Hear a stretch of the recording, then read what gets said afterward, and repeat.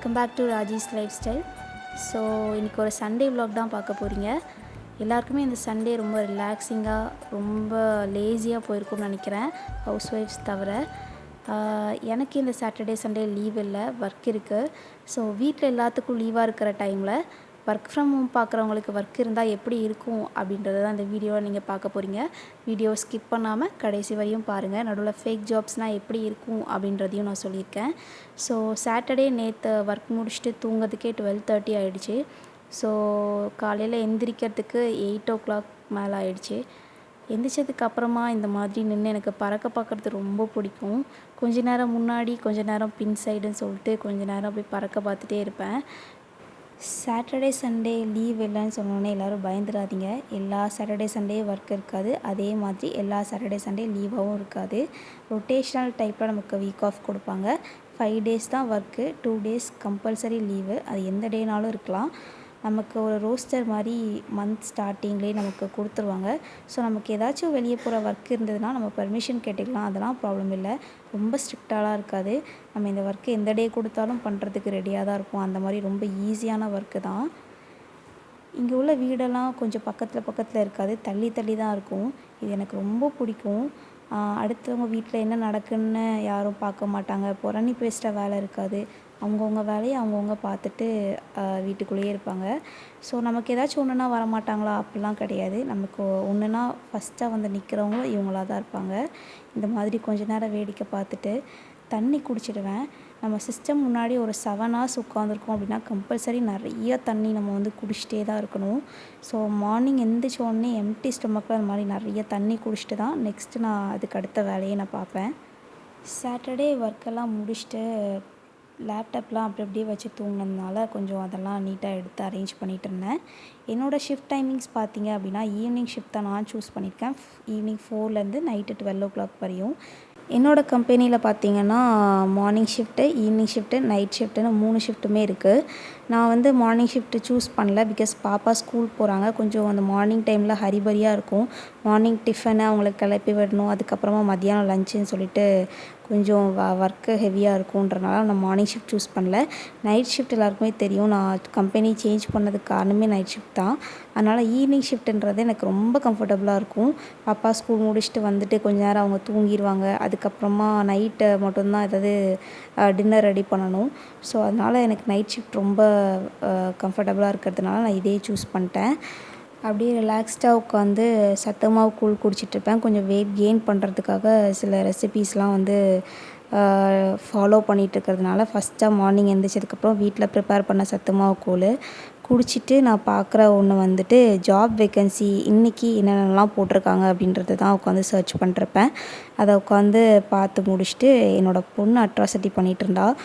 Morning breakfast சாப்பிட்டதை வந்துட்டு cover பண்ண மறந்துட்டேன். ஸோ அப்படியே சாப்பிட்டு முடிச்சுட்டு நாங்கள் எங்கே கிளம்பிட்டோம் பார்த்திங்கன்னா ஃபிஷ் வாங்கிறதுக்கு தான். சண்டே அப்படின்னாலே எப்போவுமே வந்துட்டு சிக்கன் மட்டன் எடுத்துகிட்ருப்போம். ஸோ இந்த டைம் வந்து கொஞ்சம் டிஃப்ரெண்ட்டாக இருக்கட்டும் சொல்லிட்டு ஃபிஷ் சாப்பிட்லாம் சொல்லிட்டு ஃபிஷ் வாங்க தான் வந்து கிளம்பி போயிட்டுருந்தோம். ஸோ கடையில் போயிட்டு என்ன பண்ணிகிட்டு இருந்தான்னா, என் பொண்ணுக்கு ஃபிஷ்ஷோட கண் ரொம்ப பிடிக்கும். சின்ன வயசுலேருந்து அதை தொட்டு பார்த்துட்ருப்பா. அதனால் அம்மா கண்ணு சொல்லிகிட்ருப்பா. அதை பார்த்துட்டு அதை டச் பண்ணி அது அவளுக்கு ஒரு பெரிய ஹாப்பினஸ் அதை டச் பண்ணோன்னே. ஸோ அதை பார்த்துட்டு அதை டச் பண்ணி அதை விளையாண்டுட்டு இருந்தா. வீட்டுக்கு வந்த அப்புறமா ஒரு குட்டி மீன் குழம்பு எப்படி வைக்கணும் அப்படின்றத ஒரு குட்டி ஷார்ட் மாதிரி ஆட் பண்ணியிருக்கேன். ஸோ பெரிய செஃப்லாம் இல்லை, பட் நான் எப்படி மீன் குழம்பு வைப்பேன் அப்படின்றத தான் உங்ககிட்ட காட்டுறேன். குழம்பு வைக்கிறதுக்கு முன்னாடியே ஒரு லெமன் சைஸ் புளியை வந்து நம்ம தண்ணியில் வந்து ஊற வச்சுக்கலாம்.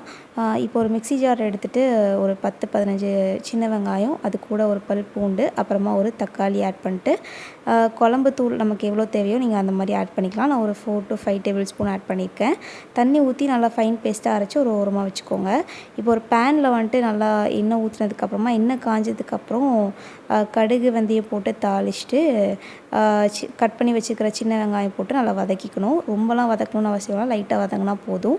அது கூட ஒரு தக்காளி போட்டு கொஞ்சம் வதக்கினதுக்கப்புறம் நம்ம அரைச்சி வச்சுருக்கிற ஃபைன் பேஸ்ட்டாக அரைச்சி வச்சுருப்போம் இல்லையா, அதை போட்டு நல்லா அந்த பச்சை ஸ்மெல் போகிற வரை வதக்கணும். எல்லாமே நம்ம பச்சையாக தான் ஆட் பண்ணி அரைச்சிருக்கோன்றதுனால அந்த ஸ்மெல் கொஞ்சம் அப்படியே இருக்கும். கொஞ்சம் எண்ணெயில் நல்லா வதக்கிக்கிட்டோம் அப்படின்னா அந்த ஸ்மெல் நல்லா போயிடும்.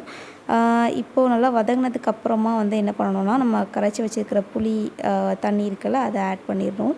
அதை ஆட் பண்ணிட்டு இந்த ஸ்டேஜ்லேயே வந்துட்டு நமக்கு எவ்வளோ தண்ணி வேணுமோ அந்த குழம்புக்கு ஏற்ற மாதிரி தண்ணி ஆட் பண்ணிட்டு கொஞ்சம் நல்லா கொதிக்க வச்சதுக்கப்புறமா நம்ம க்ளீன் பண்ணி வச்சுருக்கிற ஃபிஷ்ஷு நான் அது கூடவே மாங்காவையும் ஆட் பண்ணிக்கிறேன். ரெண்டுமே லாஸ்ட்டு ஆட் பண்ணாவே போதும். ஒரு 5 மினிட்ஸில் ஃபிஷ்ஷும் வெந்துடும், அந்த மாங்காவும் வெந்துடும். இது ரெண்டும் ஒரு 5 மினிட்ஸ் ஆனதுக்கப்புறமா வந்துட்டு நம்ம ஒரு தேங்காய் வந்து ஒரு ஃபைன் பேஸ்ட்டாக அரைச்சி வச்சு லாஸ்ட்டில் ஆட் பண்ணிக்கலாம். ஆட் பண்ணிட்டு சிம்மில் வச்சு ஒரு 5 மினிட்ஸ் நமக்கு இந்த குழம்பு வந்து திக்காக வேணுமா தண்ணியாக வேணுமான்னு பார்த்துட்டு இந்த லாஸ்ட் டைமில் உப்பெல்லாம் கரெக்டாக இருக்கான்னு செக் பண்ணிக்கோங்க. சூப்பரான ஃபிஷ் குழம்பு வந்து ரெடி ஆகிடுச்சு. மீன்வேல் நானும் பாப்பாவும் வந்து குளிச்சுட்டு வந்துட்டோம்.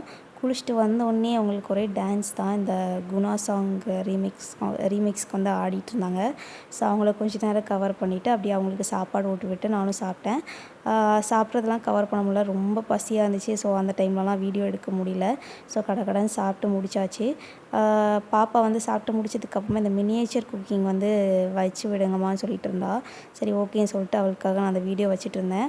பார்த்துட்டே இருந்து எப்படி தூங்கினேனே தெரியல, நல்ல ஒரு தூக்கத்தை போட்டுட்டேன். 4 o'clock லாகின் பண்ண வேண்டியது 4:30க்கு தான் லாகின் பண்ணேன். பட் எதுவும் சொல்லலை. சரி ஓகே சண்டே தானே பொழைச்சி போவோன்னு மாதிரி விட்டாங்கன்னு நினைக்கிறேன். ஸோ 4:30 தான் இருந்துச்சு. கடகடன்னு லாகின் பண்ணிட்டு உட்காந்து ஒர்க் பண்ணிகிட்டு இருந்தேன். ஸோ எப்படா 5:30 மேலே ஆகும் காஃபி குடிக்கலாம்னு சொல்லிட்டு வெயிட் பண்ணிகிட்ருந்தேன். ஸோ அந்த டைமில் எனக்கு ஒரு பிரேக் வந்துச்சு. ஓகேன்னு சொல்லிட்டு போயிட்டு காஃபியெல்லாம் போட்டுட்டு போய்ட்டு ரிலாக்ஸ்டாக உட்காந்து பால்கனியில் உட்காந்து என்ஜாய் பண்ணி. ஸோ இந்த டைமில் வந்து நான் அந்த ஃபேக் ஜாப் பற்றி தான் எக்ஸ்பிளைன் பண்ண வந்திருக்கேன். ஸோ போன time work from home job videos வந்து நான் போட்டிருந்தேன். ஸோ அதுக்கு நல்லாவே கொஞ்சம் ரெஸ்பான்ஸ் கிடச்சிருந்துச்சு. ஸோ அதில் நிறைய பேர் வந்துட்டு கம்பெனி டீட்டெயில்ஸ் கேட்டிருந்தீங்க. நான் உங்களுக்கு லிங்க்கெல்லாம் கொடுத்து ஷேர் பண்ணி எப்படி அப்ளை பண்ணணும்னு கைட் பண்ணிட்டேன். பட் நிறைய பேர் வந்து என்கிட்ட எப்படி கேட்டிருந்தாங்கன்னா, எனக்கு இந்த மாதிரி பெரிய கம்பெனிலாம் வேண்டாம், எனக்கு data entry, captcha work, typewriting இந்த மாதிரி ஒர்க் இருந்தால் சொல்லுங்கன்ற மாதிரி சொல்லியிருந்தீங்க. சீரியஸாக நான் எப்படி சொல்லுவேன்னு எனக்கு தெரியல. என் கண்ணு முன்னாடியே 4-5 பேர் ஏமாந்து ஃபீல் பண்ணி என்கிட்ட சொல்லியிருக்கிறத நான் பார்த்துருக்கேன், கேள்விப்பட்டிருக்கேன். ஸோ அதெல்லாம் பார்த்துட்டு நான் இந்த ஜாப்லாம் நான் எப்படி சொல்லுவேன், கண்டிப்பாக சொல்ல மாட்டேன். என் ஃப்ரெண்டு இன்ஜினியரிங் முடிச்சிருக்காங்க. ஸோ அவங்களுக்கு எப்படி ஆஃபர் வந்தது அப்படின்னா, 2500 பே பண்ணுங்கள், உங்களுக்கு சேலரியோட 2500 நாங்கள் ரிட்டர்ன் பண்ணிடுவோம், நீங்கள் நாளைக்கே ஒர்க் ஜாயின் பண்ணலான்ற மாதிரி டேட்டா என்ட்ரிலேருந்து ஆஃபர் வந்திருக்கு. சரி ஓகே டேட்டா என்ட்ரி தானே ஈஸியான ஒர்க்கு அப்படி சொல்லிவிட்டு அவங்க என்ன பண்ணியிருக்காங்கன்னா 2500 பே பண்ணிட்டு உடனே இம்மீடியட்டாக ஜாயின் பண்ணிட்டாங்க. ஸோ 1 month கழிச்சு சேலரிக்காக வெயிட் பண்ணிகிட்டு இருக்கும்போது சேலரியும் கொடுக்கல, டெபாசிட் பண்ணுறேன்னு சொன்ன அந்த 2500 பே பண்ணல. ரொம்ப ஃபீல் பண்ணிகிட்டு இருந்தா, கையில் இருந்த காசையும் கொடுத்து இப்படி ஏமாந்துட்டேன்ற மாதிரி.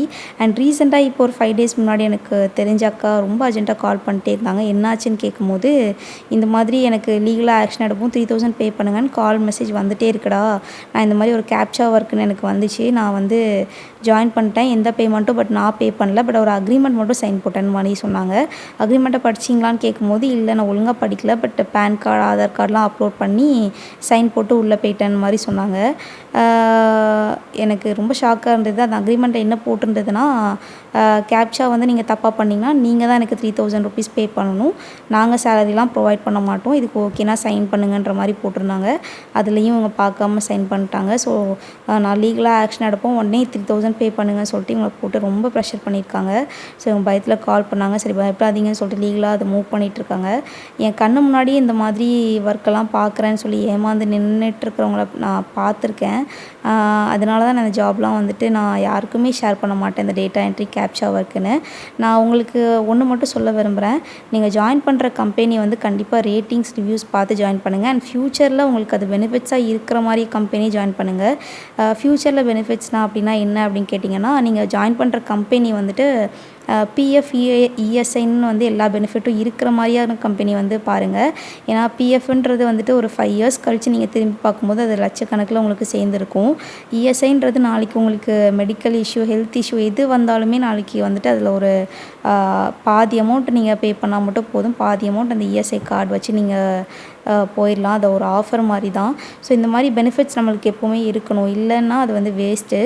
பாப்பாவுக்கு இந்த மாதிரி ஃப்ளாஷ் கார்ட்ஸ்லாம் காமிச்சிட்டு அவளை கொஞ்சம் என்கேஜ்டாக வச்சுட்ருந்தேன்.